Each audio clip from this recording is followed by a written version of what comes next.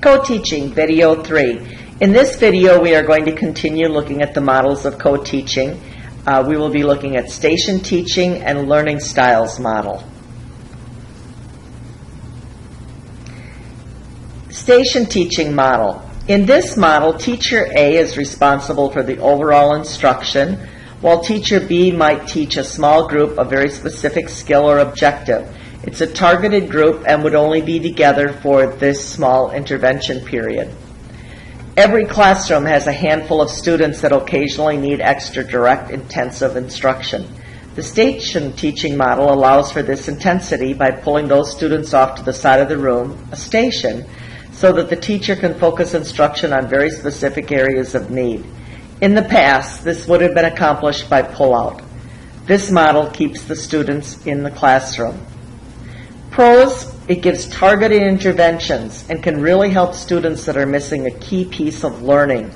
It allows them to stay in the classroom where they can still have the advantage of seeing the other pieces happening and not feel so isolated. Cons, the student at a station doing remedial work cannot miss out on necessary instruction and fall further behind their peers. The station work has to be seldom and for limited lengths of time. Also, students do not want to be labeled as always having to go to the station to work. You do not want students to feel isolated or embarrassed by being pulled to a station.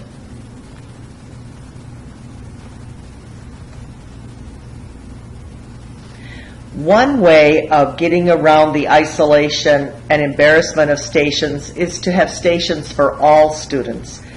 I want you to review the station handout sheets. After reviewing the sheets, pick 3 different station arrangements and decide on a possible lesson for each of the stations. Then, with your co-teacher, make a commitment to implement at least one of the lessons in your classroom in the near future. This will give you a chance to try this model and see where you think the advantages are and how it can help your struggling students.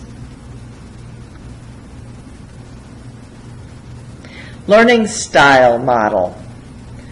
In a learning style model, teacher A and teacher B share instruction. One is responsible for the auditory and visual instruction. One is responsible for the tactile and kinesthetic instruction. This model begins with the belief that students learn best through a variety of modalities or approaches. This model may be implemented as simply as one jumping into a lesson to supply another modality. For example, one teacher is lecturing, teacher A, and teacher B sees that not all students are engaged. Teacher B goes to the board and begins visually representing the same material. This allows students to have an auditory and visual representation of the information at the same time, allowing them to zero in on more than one modality. A more involved model of this is where the learning style is planned for in advance. Partners may plan together or separately, but both must know the content and the modalities that each is responsible for. The pro to this model is that student engagement levels are usually higher. Many students do not learn well with sit and get. This allows them more freedom in the modality of their learning. A con of this model is that without careful planning, some lessons can be made up of fluff. All lessons must have a pedagogical purpose, not just fit the modality. Too many times the rigor doesn't go across all of the different modalities. Why use different modalities? I think this picture says it all. Teachers that opt to use the learning styles model in co-teaching find it helpful to gather information about student learning styles.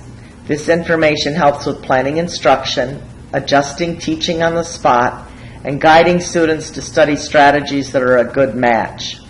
As students become aware of their own preferences, they can integrate them into their homework routines and begin to advocate for their own personal needs.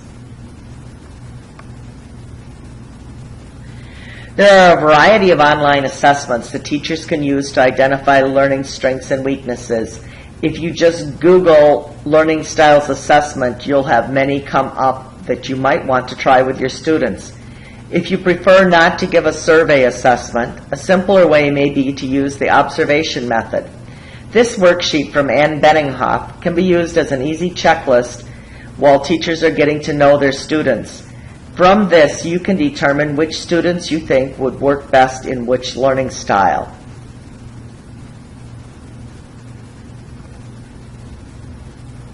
If you have questions or need additional resources, please check our Facebook page or visit our Google Sites page. I've listed the web link on this slide.